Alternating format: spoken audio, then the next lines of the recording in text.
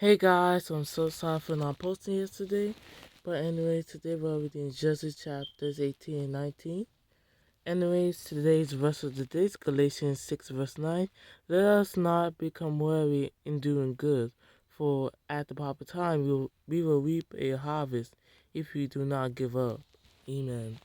So today we're reading Judges chapters 18 and 19. Judges chapter 18. In those days, Israel had no king.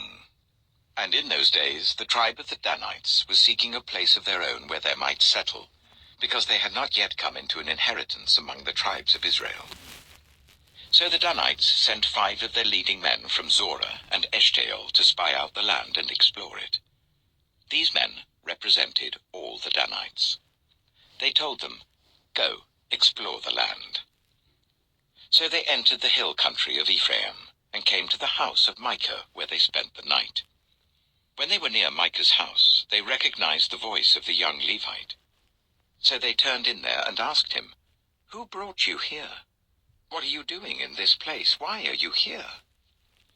He told them what Micah had done for him, and said, "He has hired me, and I am his priest." Then they said to him, "Please inquire of God, to learn whether our journey will be successful." The priest answered them, "Go in peace. Your journey has the Lord's approval." So the 5 men left and came to Laish, where they saw that the people were living in safety, like the Sidonians, at peace and secure. And since their land lacked nothing, they were prosperous. Also they lived a long way from the Sidonians and had no relationship with anyone else. When they returned to Zorah and Eshtaol, their fellow Danites asked them, "How did you find things?" They answered, "Come on, let's attack them. We have seen the land, and it is very good. Aren't you going to do something? Don't hesitate to go there and take it over. When you get there, you'll find an unsuspecting people and a spacious land that God has put into your hands, a land that lacks nothing whatever." Then 600 men of the Danites, armed for battle, set out from Zorah and Eshtaol. On their way, they set up camp near Kiriath-Jearim in Judah. This is why the place west of Kiriath-Jearim is called Manahath-Dan to this day. From there they went on to the hill country of Ephraim and came to Micah's house. Then the 5 men who had spied out the land of Laish said to their fellow Danites, "Do you know that one of these houses has an ephod, some household gods, and an image overlaid with silver? Now you know what to do." So they turned in there and went to the house of the young Levite at Micah's place and greeted him. The 600 Danites, armed for battle, stood at the entrance of the gate. The 5 men who had spied out the land went inside and took the idol, the ephod, and the household gods, while the priest and 600 armed men stood at the entrance of the gate. When the 5 men went into Micah's house and took the idol, the ephod, and the household gods, the priest said to them, "What are you doing?" They answered him, "Be quiet. Don't say a word. Come with us and be our father and priest. Isn't it better that you serve a tribe and clan in Israel as priest, rather than just one man's household?" The priest was very pleased. He took the ephod, the household gods, and the idol, and went along with the people. Putting their little children, their livestock, and their possessions in front of them, they turned away and left. When they had gone some distance from Micah's house, the men who lived near Micah were called together and overtook the Danites. As they shouted after them, the Danites turned and said to Micah, "What's the matter with you that you called out your men to fight?" He replied, "You took the gods I made, and my priest, and went away. What else do I have? How can you ask, 'What's the matter with you?'" The Danites answered, "Don't argue with us, or some of the men may get angry and attack you, Hold and up, you and your guys. So sorry about that, guys. Let's continue. Hold on. So sorry about that, guys. So let's continue. "What's the matter with you?" The Danites answered, "Don't argue with us, or some of the men may get angry and attack you, and you and your family will lose your lives." So the Danites went their way, and Micah seeing that they were too strong for him, turned round and went back home. Then they took what Micah had made, and his priest, and went on to Laish against a people at peace and secure. They attacked them with the sword and burned down their city. There was no one to rescue them because they lived a long way from Sidon and had no relationship with anyone else. The city was in a valley near Beth Rehob. The Danites rebuilt the city and settled there. They named it Dan, after their ancestor Dan, who was born to Israel, though the city used to be called Laish. There the Danites set up for themselves the idol, and Jonathan, son of Gershom, the son of Moses, and his sons were priests for the tribe of Dan until the time of the captivity of the land. They continued to use the idol Micah had made, all the time the house of God was in Shiloh. Amen. So that was Judges chapter 18, and now we'll go read Judges chapter 19. Judges chapter 19. In those days, Israel had no king.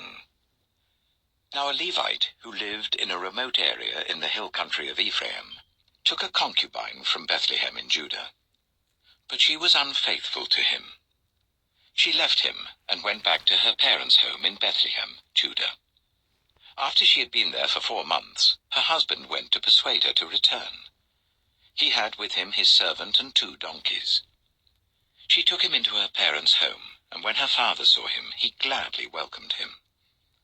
His father-in-law, the woman's father, prevailed on him to stay. So he remained with him 3 days, eating and drinking and sleeping there. On the 4th day, they got up early, and he prepared to leave. But the woman's father said to his son-in-law, "Refresh yourself with something to eat. Then you can go." So the 2 of them sat down to eat and drink together. Afterwards the woman's father said, "Please stay tonight and enjoy yourself." And when the man got up to go, his father-in-law persuaded him, so he stayed there that night. On the morning of the 5th day, when he rose to go, the woman's father said, "Refresh." I'm so sorry about that, guys, so let's continue. Then when the man with his concubine and his servant got up to leave, his father-in-law, the woman's father, said, "Now, look, it's almost evening. Spend the night here. The day is nearly over. Stay and enjoy yourself. Early tomorrow morning you can get up and be on your way home." But, unwilling to stay another night, the man left and went towards Jebus, that is, Jerusalem, with his 2 saddled donkeys and his concubine. When they were near Jebus and the day was almost gone, the servant said to his master, "Come, let's stop at this city of the Jebusites and spend the night." His master replied, "No, we won't go into any city whose people are not Israelites. We will go on to Gibeah." He added, "Come, let's try to reach Gibeah or Ramah and spend the night in one of those places." So they went on, and the sun set as they neared Gibeah in Benjamin. There they stopped to spend the night. They went and sat in the city square, but no one took them in for the night. That evening, an old man from the hill country of Ephraim, who was living in Gibeah, the inhabitants of the place were Benjaminites, came in from his work in the fields. When he looked and saw the traveler in the city square, the old man asked, "Where are you going? Where did you come from?" He answered, "We are on our way from Bethlehem in Judah to a remote area in the hill country of Ephraim, where I live." Hold up, guys. I'm so sorry about that, guys, so let's continue. "And now I am going to the house of the Lord. No one has taken me in for the night. We have both straw and fodder for our donkeys, and bread and wine for ourselves, your servants, me, the woman, and the young man with us. We don't need anything." "You are welcome at my house," the old man said. "Let me supply whatever you need. Only don't spend the night in the square." So he took him into his house and fed his donkeys. After they had washed their feet, they had something to eat and drink. While they were enjoying themselves, some of the wicked men of the city surrounded the house. Pounding on the door, they shouted to the old man who owned the house, "Bring out the man who came to your house so we can have sex with him." The owner of the house went outside and said to them, "No, my friends, don't be so vile. Since this man is my guest, don't do this outrageous thing. Look, here is my virgin daughter and his concubine. I will bring them out to you now, and you can use them and do to them whatever you wish. But as for this man, don't do such an outrageous thing." But the men would not listen to him.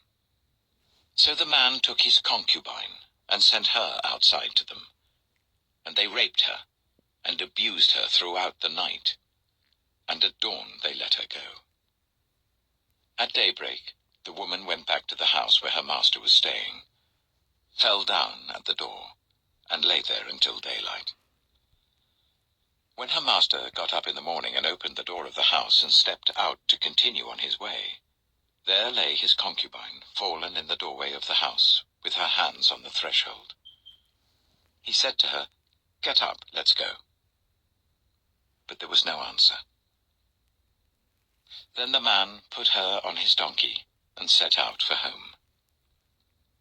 When he reached home, he took a knife and cut up his concubine, limb by limb, into 12 parts, and sent them into all the areas of Israel. Everyone who saw it was saying to one another, "Such a thing has never been seen or done, not since the day the Israelites came up out of Egypt." Just imagine. We must do something. So speak up.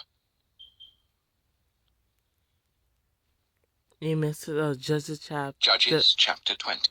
So, amen. So that was Judges chapters 18 and 19. And tomorrow we'll read Judges chapter 20. I'm going to leave it off here, and you guys have a blessed night. Amen.